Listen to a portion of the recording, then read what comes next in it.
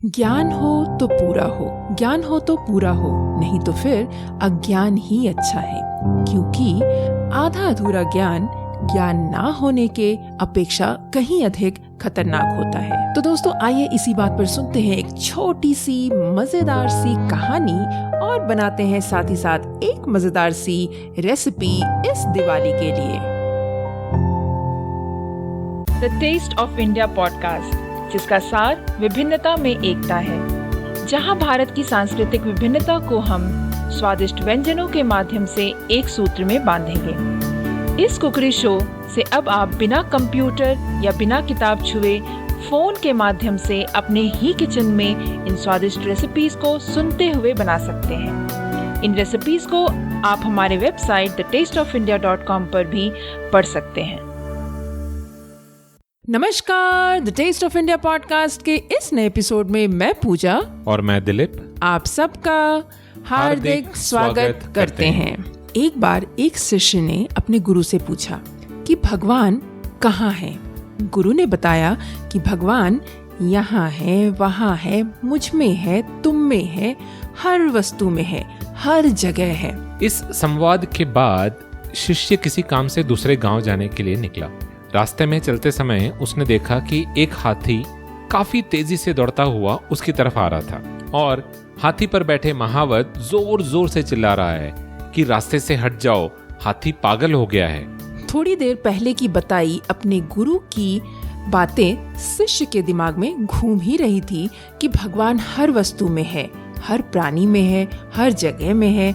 इसका मतलब है कि भगवान उस हाथी में भी है और भगवान मुझ में भी है। अगर ऐसा है तो क्या भगवान खुद को मारेंगे? बिल्कुल नहीं। ये सोचते हुए शिष्य अपने रास्ते से नहीं हटा। हाथी तेजी से उसके पास आया। हाथी ने अपने सूंड से शिष्य को काफी दूर फेंक दिया। खुशनसीबी से शिष्य पास की नरम माटी में जा गिरा, इसलिए उसे ज्यादा चोट नहीं आई। फिर क्या था? इस घटना से शिष्य थर-थर कांपने लगा और काफी डर गया। साथ ही साथ वह सोचने लगा कि गुरु ने जो बताया था क्या वह झूठ था? गुरु ने मुझसे झूठ क्यों बोला आखिर? थोड़ी देर बाद दूसरे शिष्यों की सहायता से जब वह शिष्य अपने गुरु के पास पहुंचा तो उसने गुरु से पूछा कि अगर आपने जो बोला था वह सच है तो हाथी में जो भगवान था उन्होंने मेरे अंदर के भगवान के साथ ऐसा क्यों किया? इस पर गुरु ने मुस्कुराते हुए कहा, यह बात सच है कि हाथी के अंदर भी भगवान है और तुम्हारे अंदर भी, लेकिन उस महावत के अंदर भी तो भगवान है जो तुम्हें रास्ते से हटने के लिए कह रहा था। फिर तुमने उसकी बात क्यों नहीं मानी? दोस्तों यही होता आया है। हम अधूरी बात समझकर, अधूरा ज्ञान पाकर हमेशा उस परम शक्ति पर सवाल करते रहते हैं। इनफैक्ट हमने कई बार किया है और हम करते रहते हैं। जिस दिन हम उस संपूर्ण ज्ञान को अच्छे से समझ लेंगे उस दिन हमें बिना किसी सवाल के सभी जवाब मिल जाएगा। इसीलिए आप उस परम शक्ति पर सवाल ना उठाएं, बल्कि उस परम शक्ति की दी हुई ज्ञान को पूरी तरह समझने की कोशिश करें और फिर उसे अमल में लाएं। इससे आपकी जिंदगी सुखद रहेगी, खुश रहेगी, प्रॉब्लम्स के बिना रहेगी। तो दोस्तों कैसी लगी आपको आज की स्टोरी? आई होप कि आपको आज की स्टोरी पसंद आई होगी। तो बढ़ चलते हैं इस पॉडकास्ट के अगले पड़ाव की ओर। राइट दिलीप? और वो है स्वादिष्ट खाना। और स्वादिष्ट खाने में हम क्या बनाने वाले हैं? तो दोस्तों क्योंकि दिवाली आ रही है, आज हम दिलीप बनाने वाले हैं बिहार, यूपी और कोलकाता की बेहद फेमस रेसिपी जो कि है लवंग लता। तो दोस्तों लवंग लता यानी कि नाम में ही छिपा है इसका गुण। लवंग का मतलब लौंग, यानी कि ये रेसिपी बनी है लौंग से। पर कैसे? आइए देखते हैं इस रेसिपी को कैसे बनाते हैं। दोस्तों लवंग लतिका मैंने इनफैक्ट पहली बार खाया था जब मैं भागलपुर गया था और हमारी शादी के आई थिंक 3-4 साल के बाद। राइट, बिल्कुल सही। तो 3-4 साल के बाद जब मैं भागलपुर गया था तो मुझसे कहा गया कि भागलपुर में कोई स्पेशल स्वीट है जिसका नाम है लवंग लतिका और ये तो आपको ट्राई करना ही चाहिए। मैंने भी बोला हाँ, आए हैं तो ज़रूर ट्राई करना चाहिए। तो मैंने लवंग लता खाया या लवंग लतिका जिसे कहते हैं, तो मैंने ये स्वीट खाया। और दोस्तों सच में वो पहली बार जब मैंने उस रेसिपी को खाया, उसका मिठास, उसका टेस्ट मेरे होठों पर पिछले 15 सालों से है। और बैंगलोर में लवंग लतिका मिलता नहीं था, मगर हाल ही में हमें पता चला कि कई सारे स्वीट शॉप्स में लवंग लतिका मिलने लगा है और हमने बीच में टेस्ट भी किया, मगर वो भागलपुर की ऑथेंटिसिटी जो है ना, वो तो उनमें भी नहीं आई है। इनफैक्ट पूजा ने भी टेस्ट किया है एंड आई एम श्योर पूजा का भी यही राय होगा। बिल्कुल सही कहा दिलीप आपने। और वैसे तो सच बताऊं तो इवन भागलपुर में भी अगर आप जब तक कि किसी एक अच्छे शॉप से नहीं लेते हो तब तक लवंग लता आपको अच्छी नहीं मिलेगी, क्योंकि खोया के नाम पर लोग मिलावट करते हैं। क्योंकि खोया महंगे होते हैं तो लोग जल्दी उसमें कुछ ना कुछ सूजी या कुछ भी मिला देते हैं और स्वीट बना देते हैं, जो कि टेस्टी नहीं होता। और वही आज के हमारे इस रेसिपी की खास बात है। जी हाँ, और ख़ास बात यह है कि आज की रेसिपी के लिए मैंने खोया घर पर बनाया है। तो ऑब्वियसली घर पर बनाया हुआ खोया बिल्कुल प्योर है और बहुत ही स्वादिष्ट बनती है रेसिपी। तो फटाफट अब बढ़ चलते हैं और देखते हैं कि इस रेसिपी में हमें किन किन चीज़ों की ज़रूरत पड़ेगी। तो दोस्तों इस रेसिपी को बनाने के लिए सबसे पहले तो हमें खोया तैयार करना है, जिसके लिए मैंने यहाँ पर 1 लीटर दूध लिया। दूध जो है बिल्कुल फुल फैट वाला दूध होना चाहिए, और साथ ही साथ 45 ग्राम चीनी का। यहाँ पर मैंने जो खोया बनाया हुआ है वो जो है स्वीटेंड खोया है, यानी मीठा वाला खोया बनाया है। उसके अलावा हमें शुगर सिरप बनाना है यहाँ पर, तो जिसके लिए मैंने यहाँ पर 400 ग्राम शुगर लिया है, 200 ग्राम पानी, और उसके अलावा फिर हमें चाहिए होंगे उसका जो आउटर पोर्शन है उसे बनाने के लिए हमें यहाँ पर चाहिए होंगे 200 ग्राम मैदा, 40 ग्राम तकरीबन घी, 2 ग्राम नमक, 80 ग्राम वाटर या फिर जितना आवश्यकता हो एक सेमी सॉफ्ट डो गूंदने के लिए, और घी यहाँ पर मैंने तलने के लिए यूज किया है। पर अगर आपको घी में नहीं तलना है तो आप वेजिटेबल ऑयल का भी इस्तेमाल कर सकते हैं, पर घी में अगर इसे आप फ्राई करेंगे तो बिल्कुल ऑथेंटिक टेस्ट आएगा। So the ingredients for making lavang lata recipe is first, in order to make the khoya, we'll need 1 liter full fat milk and 45 grams sugar. We've made sweetened khoya because this recipe needs sweetened khoya. That's why we've used sugar as well. Now for the sugar syrup, you will need about 400 grams of sugar and about 200 grams of water. And for the pastry or the outer covering in the lavang latika recipe, we'll need about 200 grams maida, 40 grams ghee, 2 grams of salt. This is as per your taste.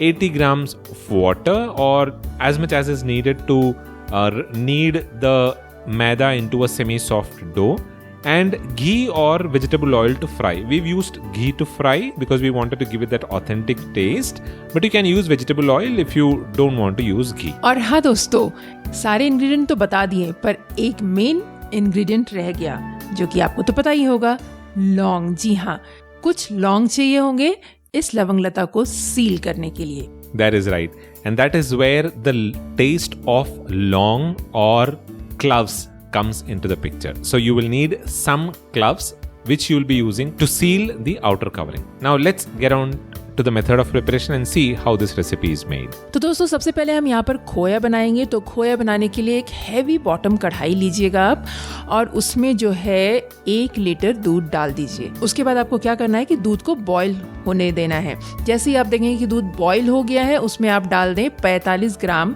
चीनी, और उसके बाद उसको अच्छे से mix कर लें। अब आपको क्या करना है, यहाँ पर है मेजर काम। आपको दूध को लगातार स्टर करते रहना है, और तकरीबन 90 मिनट्स आपको लग जाएंगे खोया तैयार करने में। दूध को स्टर करते रहिए, साइड से खुरचते रहिए, और जो खुरचन है उसे आप वापस से दूध में डालते जाइए। इससे क्या होगा कि आपका खोया जो है साइड्स में स्टिक करके नहीं रह जाएगा, वो दूध में डालते जाएंगे तो आपको अच्छा खोया मिलेगा। आप तकरीबन 3 से 4 मिनट के रेगुलर इंटरवल पर आप स्क्रैप करते रहिएगा तो आपका खोया अच्छा बनकर आएगा। ध्यान रखिएगा, खोया बनाते वक्त आपको थोड़ा सा ध्यान यही रखना है कि आपको गैस स्टव के पास रहना है ताकि आप लगातार चलाते रहें। और जब देखेंगे कि आप दूध जो है बिल्कुल रिड्यूस हो गया है और बिल्कुल थिक हो गया है और अगर आप एक स्पून से ड्रॉप करेंगे और वो एक लम्प्स की तरह नीचे गिरता है, दैट मीन्स कि आपका खोया तैयार हो गया है। तो यहाँ पर आपको एक और चीज़ ध्यान रखना है कि आँच जो है अगर आप लो फ्लेम पर रखते हैं तो ज़्यादा बेटर है, बट अगर आपको थोड़ा सा जल्दी खोया बनाना है और आपको हाई फ्लेम रखना है तो तब भी आप रख सकते हैं, बट हाई फ्लेम में ज़्यादा रिस्क होता है जलने का, तो आप बेटर है लो फ्लेम पर करें। नहीं तो अगर आपको हाई फ्लेम पर जल्दी करना है तो आप हाई फ्लेम पर रखें। तो इस तरीके से जब खोया तैयार हो जाता है तब हमें क्या करना है कि इस खोया को हमें 10 हिस्सों में थोड़ा ठंडा होने दें और 10 हिस्सों में बांट लें और उसके बाद तकरीबन 20 ग्राम का एक हिस्सा बनेगा और उसके बाद इस खोया को एक प्लेट में रखकर उसको फ्रिज में डाल दें। तकरीबन 2 से 3 घंटा अगर डाल देते हैं, कम से कम 2 घंटा तो चाहिए ही चाहिए अगर आप डाल देते हैं, तो खोया जब आप फिल करेंगे तो आपको हैंडल करना ईजी हो जाएगा, अच्छी फिलिंग आएगी। तो उसके बाद हम बढ़ चलते हैं आटा गूंदने के लिए। तो आटा गूंदने के लिए हमने क्या करना है कि यहाँ पर एक बोल लेना है जिसमें कि हम डालेंगे मैदा, नमक और घी और उसको हम अच्छे से जो है मिक्स करेंगे ताकि घी जो है वो बिल्कुल अच्छे से इवनली आटे में मिक्स हो जाए। यहाँ पर ध्यान रखने वाली बात ये है कि आपको यहाँ पर मोइन जो है वो यानी कि घी जब डालते हैं इसको आटे को जो मिक्स करते हैं वो अच्छे से अगर आप मिक्स करेंगे तभी आपका जो आउटर पोर्शन है वो बिल्कुल फ्लेकी और क्रस्टी होगा। तो ये आपको ध्यान रखना है। उसके बाद क्या करना है कि इसमें थोड़ा थोड़ा पानी डालकर आप आटा गूंद लें और उसके बाद जब आटा गूंद जाए तो उसको आप कवर कर दें और इसको रेस्ट करने के लिए तकरीबन 20 से 30 मिनट तक छोड़ दें। तो अब बारी है शेपिंग करने की। तो शेपिंग करने के लिए क्या करना है कि जब हम देखेंगे कि खोया जो है वो 2 घंटा हो गया है, चिल हो गया है और हमारा आटा भी रेस्ट कर चुका है, तो उसके बाद हमें शेप देना है इसे। तो शेप देने के लिए हमें क्या करना है कि सबसे पहले, जैसे कि मैंने आपको बताया पहले ही कि खोया का तो हमने पोर्शन कर ही लिया था, अब हम आटे का भी पोर्शन डिवाइड कर देंगे, यानी कि उसको 10 पोर्शन में डिवाइड कर देंगे। तो खोया का जो एक पोर्शन होगा ना वो 20 ग्राम तकरीबन होगा और आटे का जो एक पोर्शन होगा वो 30 ग्राम का होगा। तो इससे एक बहुत ही अच्छा लवंग लता बनकर आएगा। उसके बाद एक डिस्क की तरह गोल बना लें, जैसे आप पूरी की तरह बनाते हैं वो एक पोर्शन को, और उसके बाद हमें इसे बेलना है पूरी की तरह। और पूरी की तरह बेलने के बाद इसको बहुत ज़्यादा पतला भी नहीं करना है, बहुत ज़्यादा मोटा भी नहीं करना है। और यहाँ पर आपको पूरी बेलने के लिए थोड़ी सी भी तेल या फिर आटे की ज़रूरत नहीं है, मत इस्तेमाल कीजिएगा, क्योंकि अगर तो आपने आटा अच्छा गूंदा है तो आपको तेल या आटा की ज़रूरत नहीं है इसको रोल करने के लिए। उसके बाद हमें क्या करना है कि जब पूरी के शेप में हम बेल लेंगे तो हमें सेंटर में जो है रखना है खोया, और उसके बाद अपने फिंगर टिप की सहायता से एजेस में पानी लगा लेंगे। अब ये पानी इसलिए लगाते हैं ताकि हम इसको स्टिक कर सकें। और उसके बाद क्या करना है कि लेट्स सपोज पूरी आपने बना लिया, उसके ऊपर रख लिया आपने, तो एक हिस्सा खोया के ऊपर डालिए सबसे पहले और दूसरा हिस्सा भी दूसरी तरफ से फोल्ड कर दीजिए ओवरलैप करते हुए, और उसके बाद हल्का सा प्रेस कर दीजिए। और उसके बाद क्या करना है कि उस पेस्ट्री को आप टर्न कीजिए, उल्टा पलटिए, और उसके बाद दोनों जो विंग्स जैसा निकला हुआ है उसमें भी आप अच्छे से पानी लगाएं और एक दूसरे के ऊपर ओवरलैप करते हुए फोल्ड कर दीजिए। और उसके बाद हमें लौंग चाहिए होगा, तो लौंग हम यहाँ पर यूज़ करेंगे सील करने के लिए। ध्यान रखिएगा कि यहाँ पर हर स्टेज में आपको अच्छे से प्रेस करना है, सील करना है, ताकि आप खोया जो है इसके अंदर वो लीक होकर फ्राई करते वक्त बाहर ना आए। वैसे दोस्तों, अगर आपको लग रहा है कि ये बहुत ही मुश्किल है, सबसे पहले तो मैं बता दूं कि ये मुश्किल बिल्कुल नहीं है, बहुत आसान सी रेसिपी है, बहुत सारी चीज़ों की आवश्यकता नहीं होती है। ये सुनने में मुश्किल है बट बनाना बहुत ही आसान है। एक बार आप बनाएंगे तो आप बार बार बनाएंगे। और इस रेसिपी को और भी आसान बनाने के लिए आप हमारे वेबसाइट thetasteofindia.com पर विजिट कीजिए और वहाँ पर step by step pictures, step by step recipes आपको वहाँ पर मिलेंगे और आपको ये रेसिपी बनाना बहुत ही आसान हो जाएगा। आप ज़रूर बनाएं इस दिवाली पर इस रेसिपी को। एनीवेज, बातें बहुत हो गई, बढ़ चलते हैं शुगर सिरप बनाने के लिए। तो शुगर सिरप बनाने के लिए हमें क्या करना है कि एक कढ़ाई लेना है जिसमें हम डालेंगे चीनी और पानी। उसके बाद इसको हम बॉईल होने देंगे। तकरीबन 10 मिनट तक। 10 मिनट बॉईल होने के बाद आप गैस बंद कर दीजिए। उसके बाद हमें कढ़ाई को ढक्कन से ढक देना है और इसको बॉईल करना है। यहाँ पर हम ढक्कन से इसे इसलिए ढकेंगे ताकि क्रिस्टलाइजेशन ना हो यहाँ पर चीनी का, और इसे हमें 10 मिनट तक उबालना है। 10 मिनट के बाद हमें गैस बंद कर देना है। हमें यहाँ पर जो है सिरप जो है ना तो बहुत पतला चाहिए ना ही बहुत गाढ़ा, बिल्कुल नॉर्मल सा चाहिए, कोई स्ट्रिंग कंसिस्टेंसी नहीं चाहिए यहाँ पर। तो बस हो गया हमारा शुगर सिरप तैयार। अब बढ़ चलते हैं लवंग लता फ्राई करने के लिए। फ्राई करने के लिए हमें यहाँ पर एक कढ़ाई लेना है जिसमें कि डालें घी। अगर आपको ऑयल डालना है तो आप ऑयल डालें। आँच को बिल्कुल ही धीमा रखें, इस बात का तो बहुत ही ध्यान रखना है आपको। और उसके बाद जब तेल गर्म हो जाए, आँच धीमा है, बिल्कुल आराम से लवंग लता को उस तेल या घी में डालें और उसके बाद हमें धीरे धीरे इसको जो है पकाना है। हर साइड से अलट पलट कर पकाना है, लो टू मीडियम हीट में।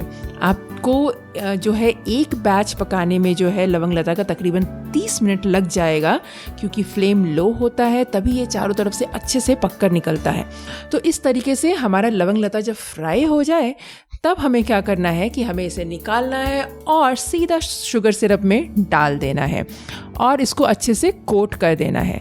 और 1 मिनट के बाद उसको शुगर सिरप से निकाल दीजिए। ऐसा इसलिए करेंगे ताकि हमारा लवंग लता जो है वो बिल्कुल सॉगी ना हो। और अगर आप देखेंगे कि शुगर सिरप जो है बिल्कुल गाढ़ा हो गया है तो आपको क्या करना है यहाँ पर कि 1 टेबलस्पून पानी का डालकर उसको फिर से हीट पर रख दीजिए, तो शुगर सिरप फिर से नॉर्मल हो जाएगा और आप लवंग लता उसमें फिर से डाल सकते हैं। तो इस तरीके से लवंग लता बन जाता है। Okay, so now a quick look at the method of preparation. Now this method of preparation might sound a little long, but it isn't actually that long. It is pretty easy to make it, and once you make it, you will realize that it doesn't take a lot of time. It's only the resting that takes some amount of time, but otherwise it is a pretty easy recipe to make. And there are a few things that you might want to keep in mind, which we'll be discussing while we are talking about the method of preparation. So first of all, we'll start by making khoya. So in order to make khoya, take 1 liter milk in a heavy bottom saucepan or maybe a kadai and let it boil. And once it is boiled, add sugar and stir it. That is a 45 gram sugar that we were planning to use to make the sweetened khoya. Now keep boiling the milk while stirring it continuously for about 1.5 hours, about 90 minutes. Now during this entire time, it is important that the flame should be on medium to low heat so that your khoya doesn't get burned. But if you want to make this recipe a little faster, you can do it on heavy flame, but then it is very important that you continuously keep stirring the milk. Otherwise, the khoya will get burnt. Now at regular intervals of about 3 to 4 minutes, you might want to scrape the solids from the bottom and from the sides of the pot or the kadai and add them back into the boiling milk. We need to continuously do this in order to ensure that all of the solids from the side are scraped and mixed back into the milk. Now once the milk has reduced and thickened, how you would know if it is the right consistency is when you lift some of the milk on your spoon and drop it, it should fall in lumps. That is the consistency that we are looking at.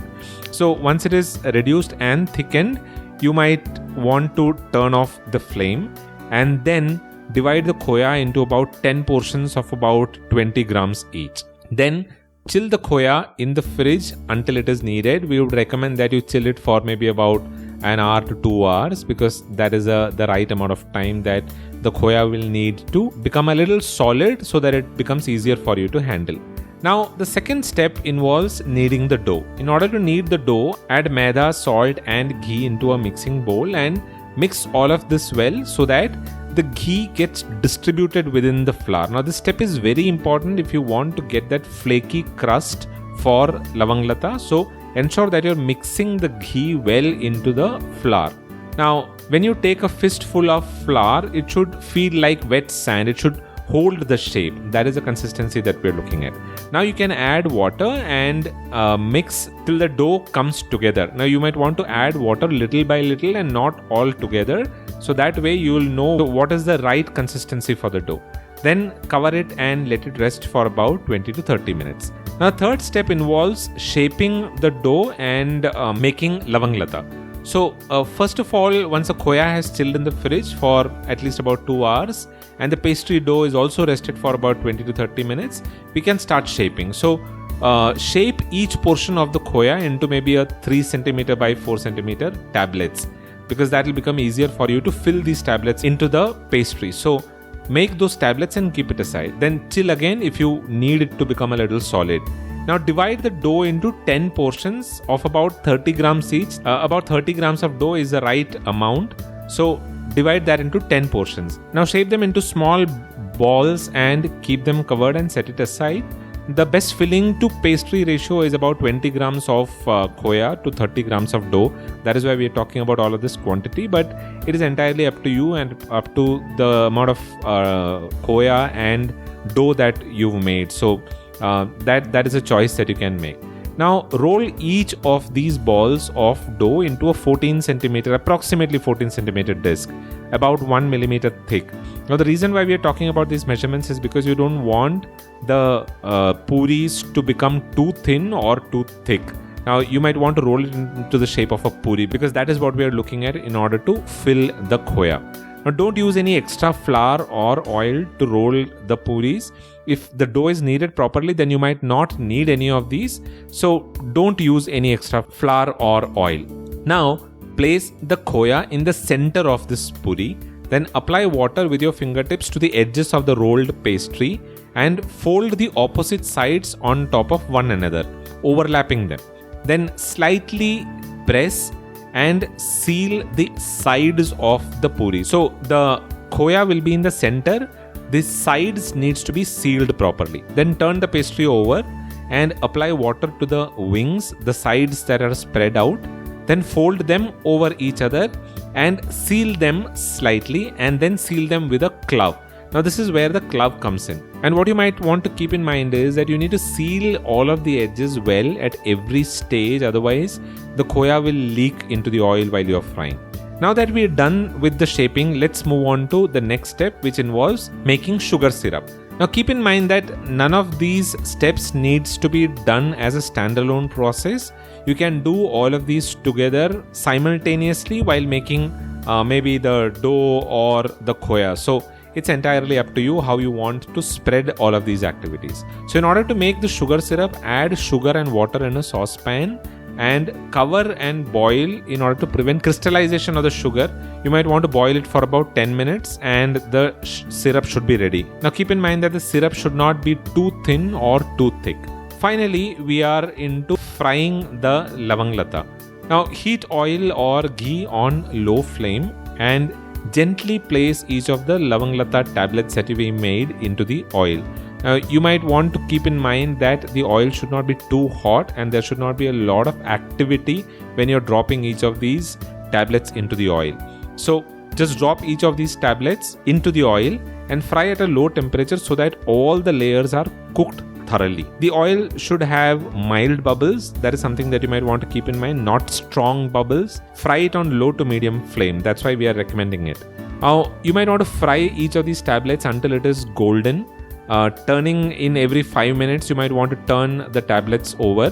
This will ensure that the pastry cooks evenly from all the sides and that the filling doesn't ooze out. Now, each batch should take approximately 25 to 30 minutes to fry. Now take out once fried and dunk each of these tablets into the sugar syrup and coat it well. Now remove immediately after about a minute. You don't want to keep it in the sugar syrup for long. Remove it after a minute so that it doesn't get soggy. If your sugar syrup is thickened over time because you've made the sugar syrup earlier and you find that it is slightly thicker, then you might want to add 1 tablespoon of water and set it back on the heat for a couple of minutes, and you will find that it is back to its normal consistency. And that is all that is there to lavang lata recipe. Your lavang latas are ready to be served. Serve it, taste it, and I'm sure you will be amazed at the taste. बिल्कुल सही दिलीप। इस sweet dish को बनाने और खाने के बाद I am sure कि आप कभी भी रिग्रेट नहीं करेंगे और आपको ये रेसिपी बहुत ही आसान लगने लग जाएगी। तो आप भी इस रेसिपी को ज़रूर ट्राई कीजिए। ये सिर्फ स्वीट ही नहीं, इनफैक्ट स्वीट स्नैक कह सकते हैं, क्योंकि आप एक लवंग लता खा लेंगे तो आपको लगेगा कि ऐसा कि चलो पेट भर गया है and you will feel really good, right? That is right. So, is that all that we have for today's recipe?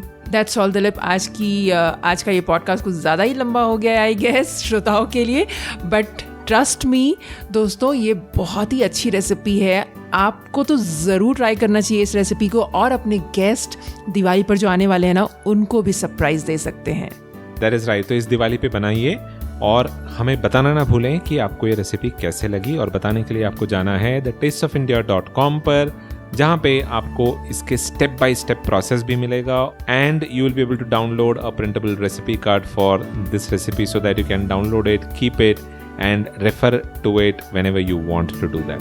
So that is all that we have for this episode. I hope you enjoyed this episode, and if you have any questions, you can drop them in the comment section under this post, or you can even use the contact us button to get in touch with us.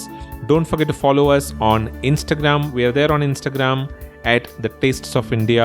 So don't forget to follow us there. We keep posting most of these recipes there in the video format. So you'll also be able to see the step-by-step process there. That is all that we have for today's episode. The Taste of India podcast is available on pretty much all podcasting platforms, including Apple Podcasts, Google Podcasts, Spotify, TuneIn Radio, JioSaavn, Gaana, Amazon Prime Music, and we are also available on Carvaan 2.0.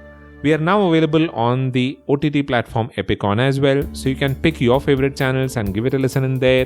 And if you have any comments or suggestions, you can drop them at thetasteofindia.com. When you're listening to this podcast on your favorite listening platform, do take a couple of minutes and write a review and rate the show, because that helps us bring back even more valuable content for you. That is all that we have for this episode. We'll be back again the next week with another interesting story and a very tasty recipe.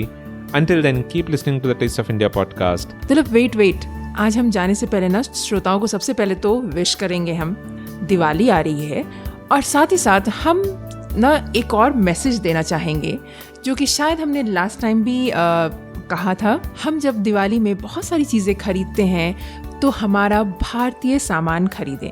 जी हाँ, भारत में बनी हुई चीज़ें खरीदें, जैसे कि मिट्टी का दिया, लैम्प जो होता है, कैंडल्स जो होते हैं, ये सब सारी चीज़ें जो वो पेपर से बनी कैंडल्स होती है, राइट। इन सारी चीज़ों को आप लोकल ही खरीदें, क्योंकि आप लोकल खरीदेंगे तो आप हमारे भारतीय कारीगरों को सपोर्ट करेंगे, राइट। जी हाँ दोस्तों, वोकल फॉर लोकल हम प्रमोट करना चाहेंगे अपने लोकली मैन्युफैक्चर्ड सामान। तो अगर आप दिया खरीदते हैं, इनफैक्ट हम दिवाली में अपने घर झालरों से सजाते हैं, मगर क्या आप जानते हैं कि जो झालर सस्ते में आप खरीदते हैं वो सारे चाइनीज़ मेड होते हैं, उनके लिए ना जाएं। इनफैक्ट हम रेकमेंड करेंगे कि आप भारतीय, इंडिया में बने हुए झालर खरीदें।